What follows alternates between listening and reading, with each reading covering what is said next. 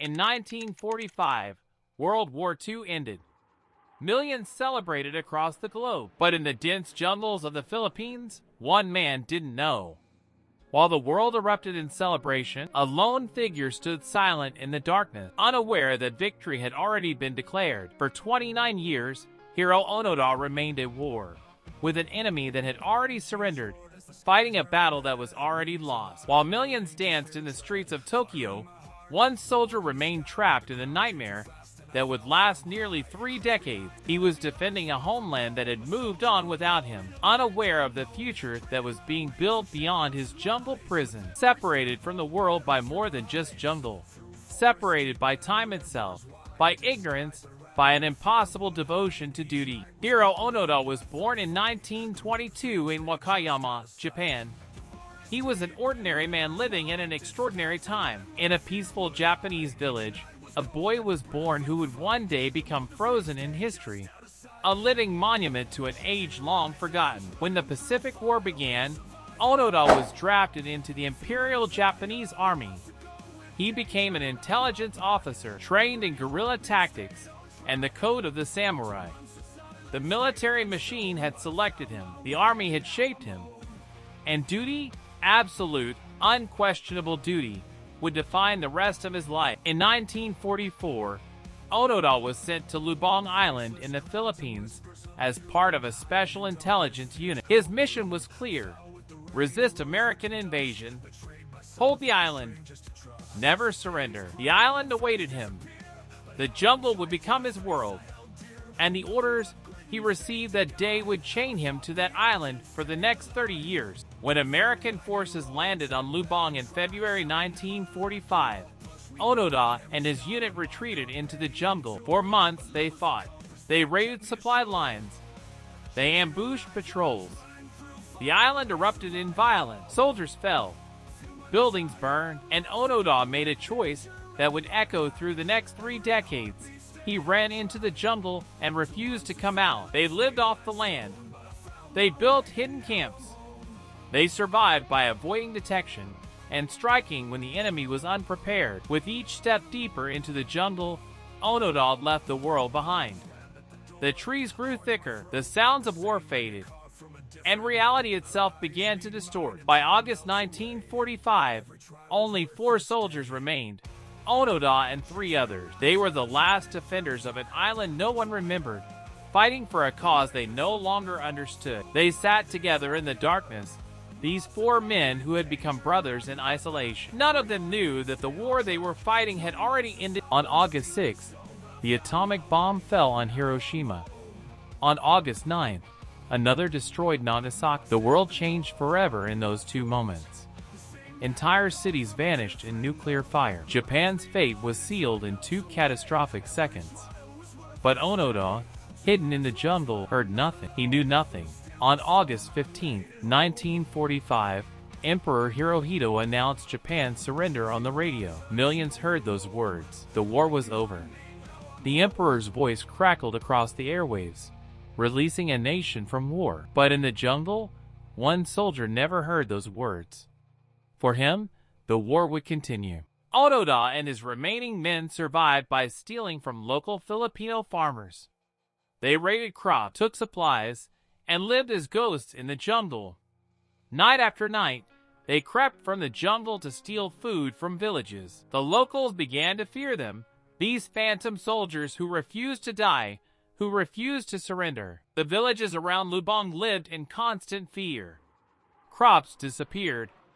Supplies vanished, but they didn't know who was taking them, only that something was wrong.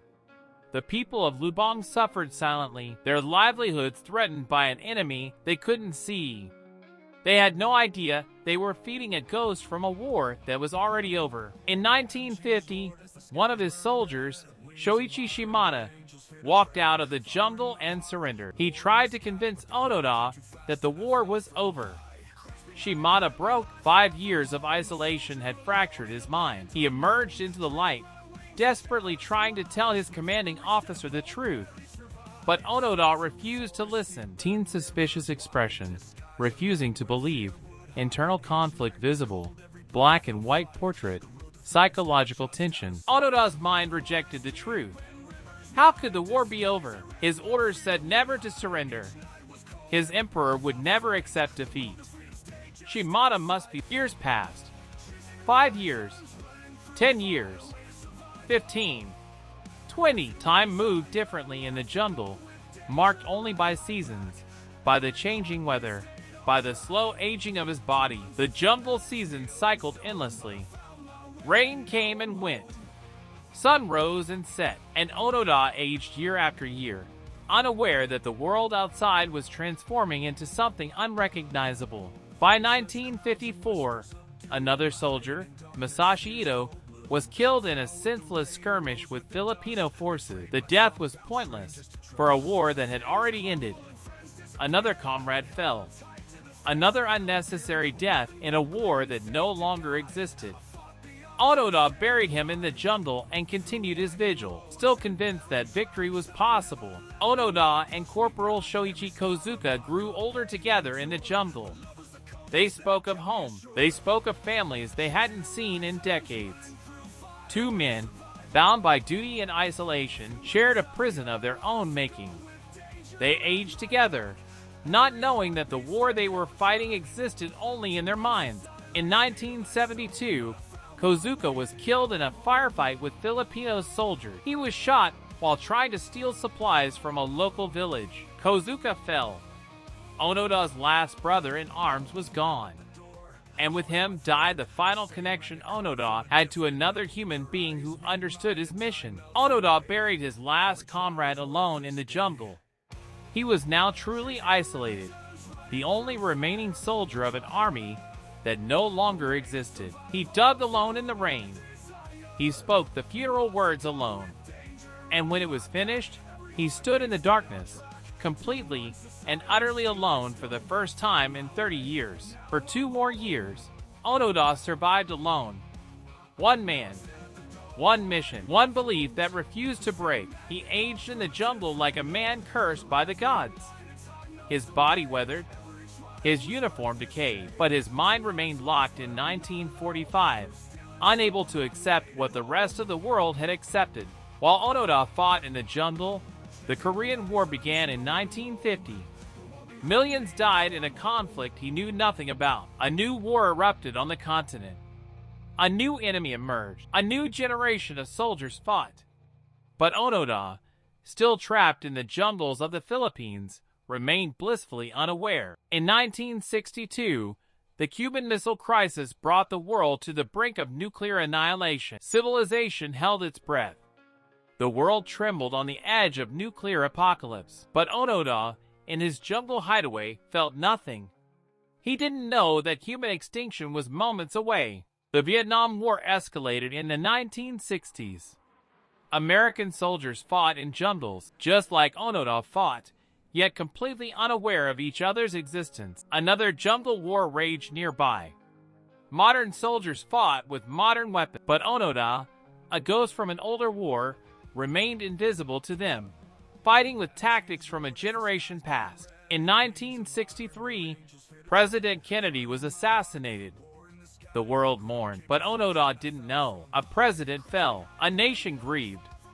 History turned, but in the jungle, Onoda remained untouched by these events, living in a world that had ceased to exist. In 1969, humanity reached the moon. It was the greatest achievement in human history, but Onoda didn't know. He had never heard of Apollo. He had never heard of space exploration. Mankind reached for the stars and touched another world. But on Earth, one man remained chained to the past, unaware that his species had transcended the boundaries of his planet. Technology revolutionized during those decades. Computers were built. Television became universal. The digital age was dawning.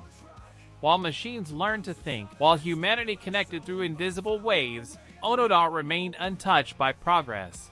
A man made of stone in a world of innovation. Japan, Onoda's homeland, was transforming.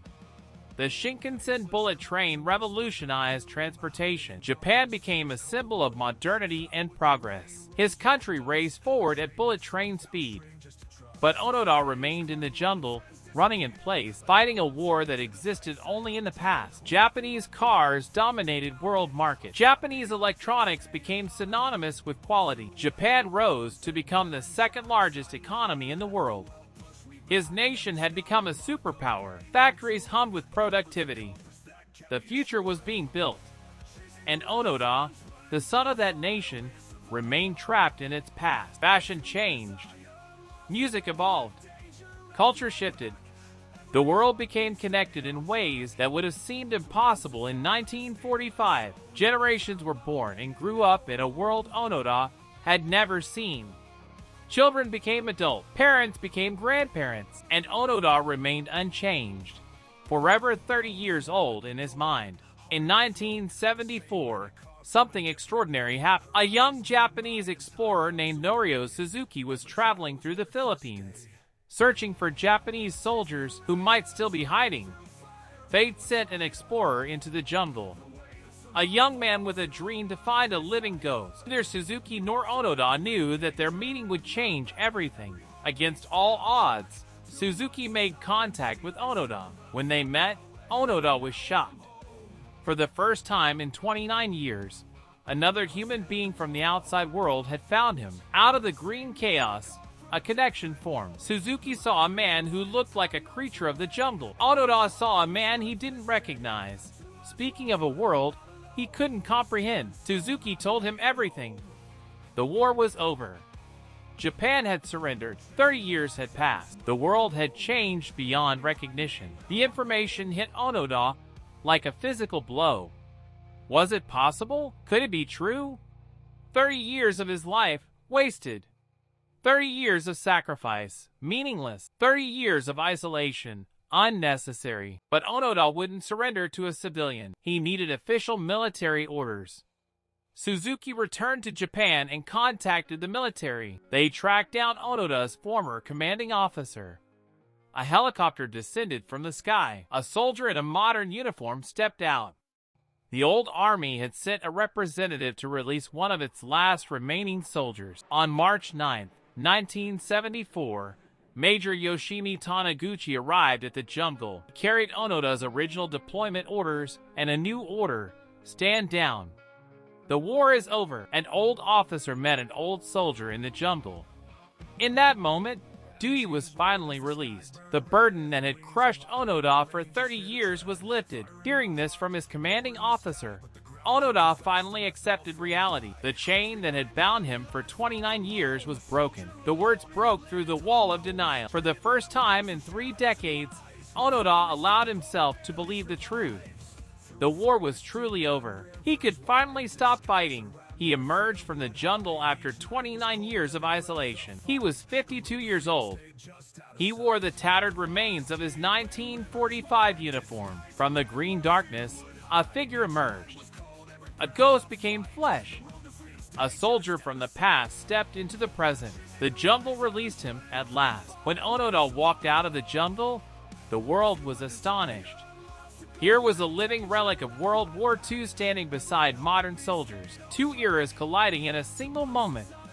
The soldier from 1945 stood beside soldiers from 1974. The gulf between them was measured not just in years, but in experience, technology, and understanding of the world. Photographers documented his emergence. News spread globally. Onoda became an instant celebrity, a symbol of loyalty, duty, and the tragic cost of war. The cameras flashed. The world watched. A soldier who had been invisible for 30 years suddenly became visible to all of humanity. He was famous, but for all the wrong reasons.